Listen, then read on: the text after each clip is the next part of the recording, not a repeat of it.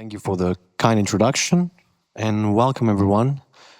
I will be speaking, this is the second presentation on the EcoReFibre project. I will be talking about the strategic roadmap that we developed. It is a deliverable developed in a joint effort between EPF and InnovaWood, and it gathers the input of project partners, the external advisory board members, EPF members, whom I thank for the contributions. It maps, as you can see in the slides, the wood waste context at a European level with a special focus on fiberboard recycling.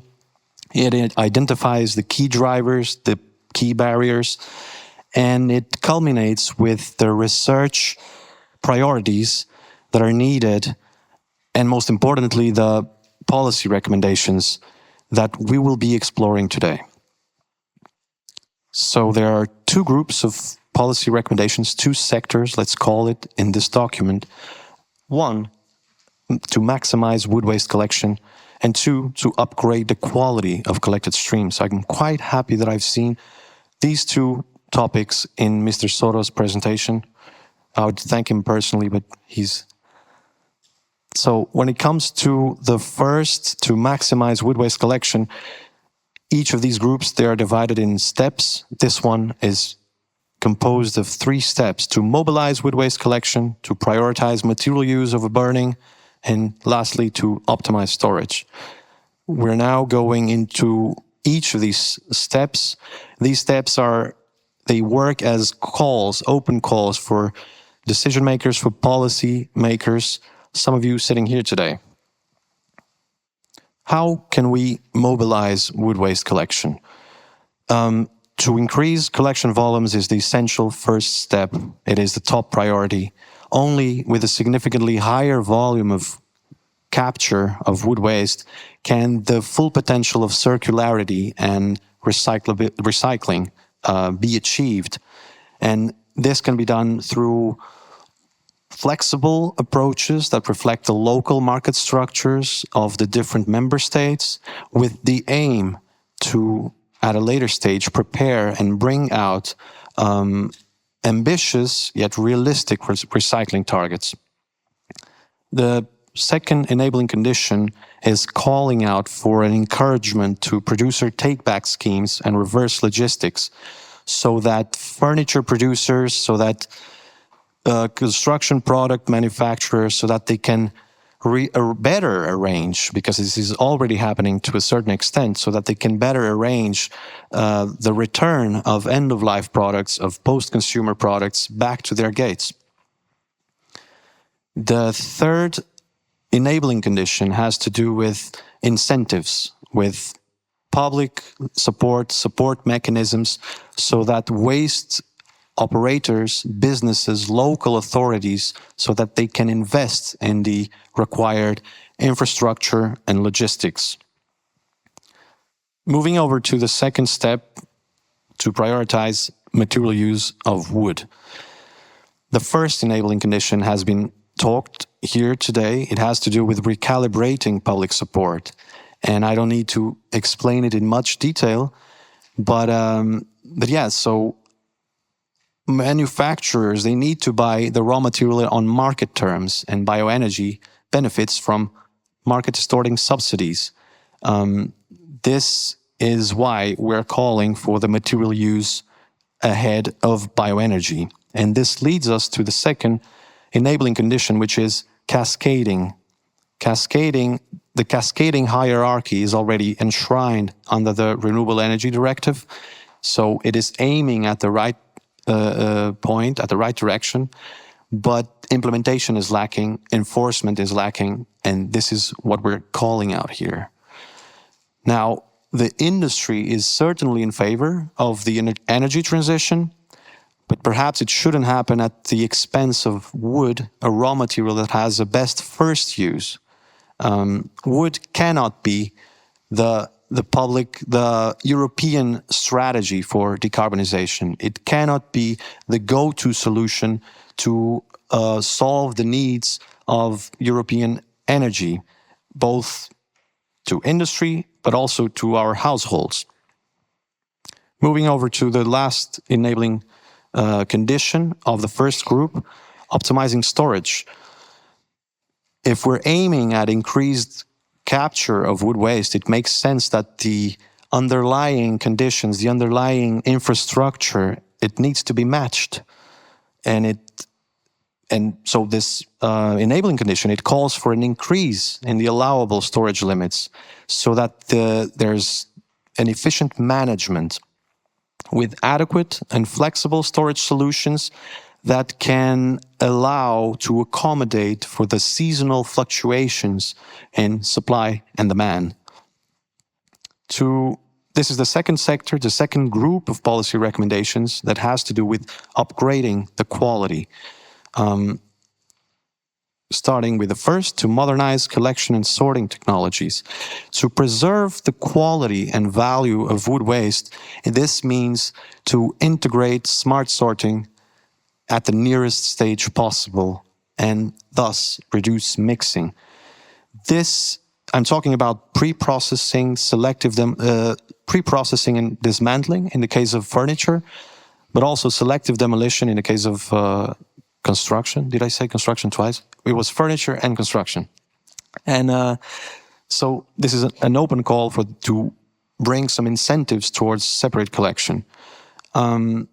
So if we are aiming at a fully functional single market for secondary raw materials, our existing collection systems, they need to be continuously improved, which can be done through EPR funds if they are reinvested in this continuous improvement. That's the rationale behind this call. And targeted funding. This is an enabling condition because smart sorting and recycling technologies, they can be put forward, they can be scaled up, they can be deployed with support. And support, there are many mechanisms, targeted funding, regulatory requirements, public-private partnerships, that all of these can be put into place to scale up. And the last enabling condition has to do with the efficient has to do with the efficient delivery of recyclable wood to material reusers.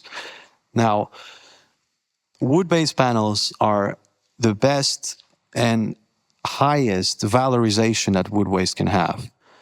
If we're talking about recycling, both from the environmental perspective, but also economically speaking. And so they end up being the main downstream, they should be the main downstream user of wood waste.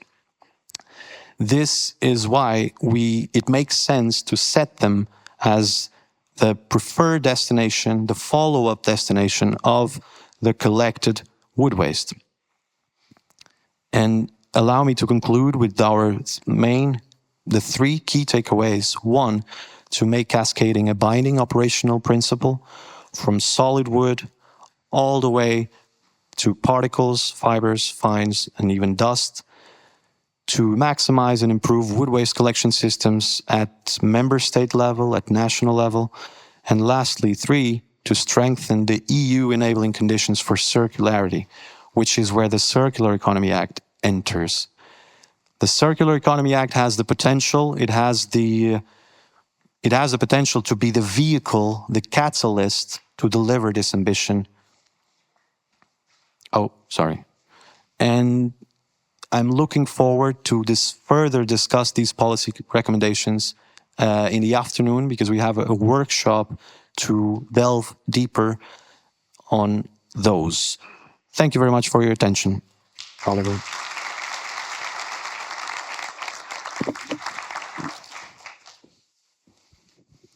Thank you, Duarte, for this introduction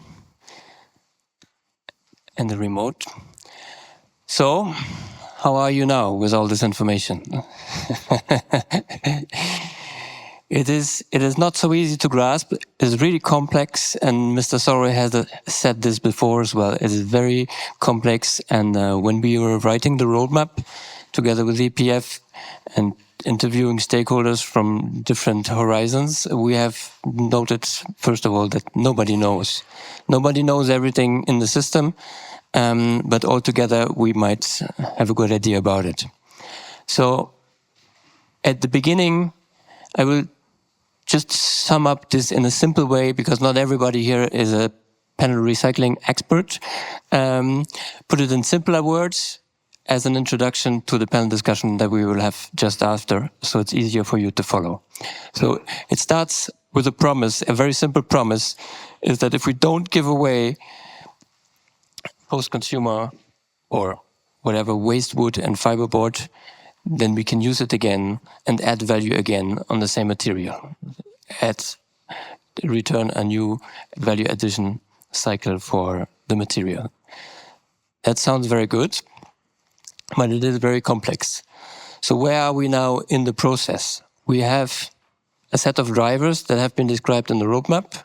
You've heard them already. We have a set of barriers. And if you look at it from this perspective, you have 5 on the left, you have 4 on the right. That means we are more than halfway through. It's much more complicated than this. I will not go into it now. What you have done in the roadmap is try to make it easy to grasp for the reader, and subdivided this into three main points plus 1 cross-sector. The first one is designed for circularity, not only of the products, of the panels, of the wood, but also of the machines and processes to make it happen. That's the technology side. Second is efficient raw material markets. Efficient markets is a complex term and it's not so easy to be understood, but it often has to do with inefficient resource allocation and things that don't work. Then we have EPR schemes who balance that out and such things. Last night somebody made a joke and said, it is as if you take all your clean clothes out of your wardrobe, throw them on the ground, mix them with the dirty clothes, and then try to identify what was clean and what was dirty. And that is happening also, unfortunately, very often with wood waste, because it's mixed and not early sorted, and then it's much more costly to take it all apart again. The last one, we just separated it again because it's important, and Duarte focused on this. It's about having high quantity because we have production plants that turn 24/7, that use a lot of materials, so you have to secure a lot of raw materials to make it work. And you have to have a high quality because fiber recycling is a sensitive thing. You cannot have pollutants in there, otherwise you will have them on the surface, and that doesn't work out for the customers in the end. So it's a high quality product. To make it all happen, we need to move this linear value chain to a circular one. It doesn't happen like wind swipers on the windshield of your car. It's a very, very complex process because you encounter dilemma after dilemma after dilemma that you have to solve. And we know this from systems theory, from networks analysis, that if you have a very complex system to solve, like ours, wood and fiber recycling, then you can only solve that with a network of people who are as well as complex and from different horizons with different perspectives to solve the issue. Because you might know something and that she doesn't know, she doesn't know something that you might know, and if you exchange, if you have more dialogue, you can find more potential for industrial symbiosis, synergies, and make it happen. So what I suggest for the rest of the day, and especially the panel discussion that will now follow, is that we do 3 things. The first thing is talk.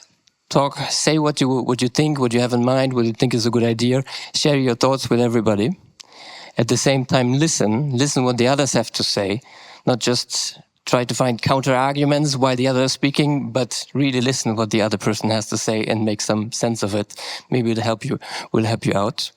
And the last point is think. In today's society, we have a lot of people who senders, Instagram, LinkedIn, whatever, and then you have a lot of receivers.